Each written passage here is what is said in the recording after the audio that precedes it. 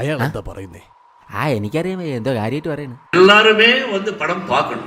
ആർക്ക് വേണ്ടിട്ട്? தொடரும் இந்த மலையாளத்துல எவ்வளவு கரெக்ட் பண்ணிருக்கோம் அதோட வர்றப்ப ஜாஸ்தி எனக்கு வேணும். നോക്കിയിരുന്നോ? ആഗ്രഹിക്കുന്ന ഒരു പരിധി വേണ്ടേ? அது சம்பவம். நீங்க நினைச்சா சம்பவம். വേണ്ട കണ്ടാത്തോണ്ട. This Friday is mine and thanks to Lord Shiva. ചേട്ടന് ഇതിനെപ്പറ്റി വലിയ ധാരണയില്ലല്ലേ? ഇതിപ്പോ എന്താ ചേട്ടാ?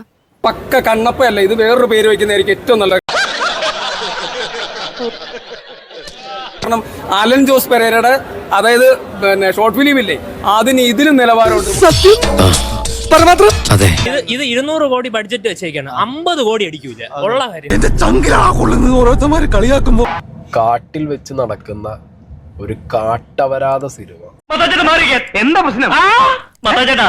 എന്റെ ചോറിനവും പാല വെച്ചിരിക്കുന്നത് അഭിനയിക്കാൻ പാടില്ലെന്ന് എന്റെ ഒരു ഒപ്പീനിയനാണ്. ഞാൻ കാല് പിടിച്ചു പറയണ ലാലേട്ടനോട്.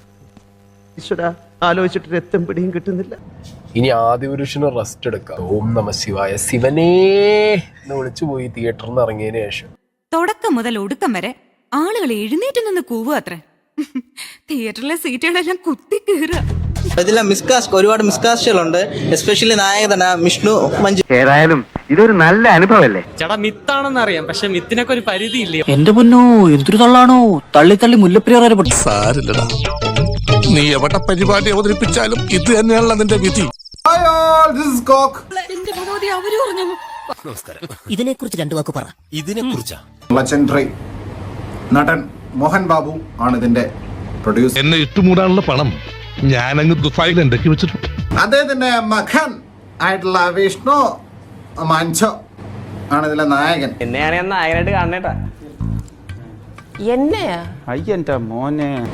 ഉണ്ണാഖനായിട്ടുള്ള ഒരു നായകൻ. എന്റെ അമ്മച്ചി എന്തൊരു പെർഫോമൻസ്, എവിടെ നിന്ന് കിട്ടി ഇതിനെ? 160 രൂപ വെറുതെ പോയി. 50 വയസ്സുണ്ടെങ്കിൽ എന്തോ ഒരു ഏത്തപ്പഴം വാങ്ങിച്ച് പുഴുങ്ങി തിന്നാം. ഒരു കഥാപാത്രം മൊണ്ണപ്പ, അതാണ് ഇതില് വിഷ്ണു മഞ്ജു. മിക്കവാറും ഈ പടത്തോടു കൂടി മോഹൻ ബാബു ഈ വിഷ്ണു മഞ്ജുവിനെ കൂടെ ചവിട്ടി പുറത്താക്കും. കലാകാരനല്ലാത്തവരെ സമൂഹം അംഗീകരിക്കില്ല. നീ സമാധാനിക്കും. കാട്ടവരാധം എന്ന് പറഞ്ഞു കഴിഞ്ഞാൽ മലങ്കൾട്ട് കാട്ടവരാധം.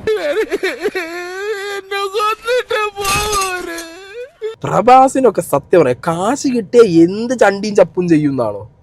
പ്രഭാസ് മത്ത് കറലു. അവമാനിക്കരുത്, ഞാൻ നല്ലൊരു കുടുംബത്തിൽ പറഞ്ഞവനാണ്. നമ്മൾ പണ്ട് ദൂരദർശനിലെ കണ്ടിട്ടുള്ള സീരിയൽസ് ഇല്ലേ, ഈ മഹാഭാരത ബേസ്ഡ് സീരിയൽസ്, അതുപോലത്തെ ഒരു സാധനം ഇപ്പൊ എടുത്ത് വെച്ചിരിക്കുന്നു. ഇവിടെ 2025 കോടികളൊക്കെ ഒന്നും ഒരു വിലയില്ല. ഇങ്ങക്കൊന്നും വെറുതെ പൊട്ടിച്ച് കളിയാണോ ഇതൊക്കെ?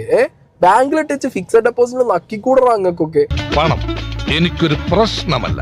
മുകേഷ് കുമാർ സിംഗ് എന്ന് പറഞ്ഞൊരു ഡയറക്ടർ, എന്റെ പൊന്നാണ് പണി നിർത്ത്. ആ ഖത്തം കറലോ, മത്ത് മത്ത് അഭി മത്ത് സിനിമ എടുക്കൽ.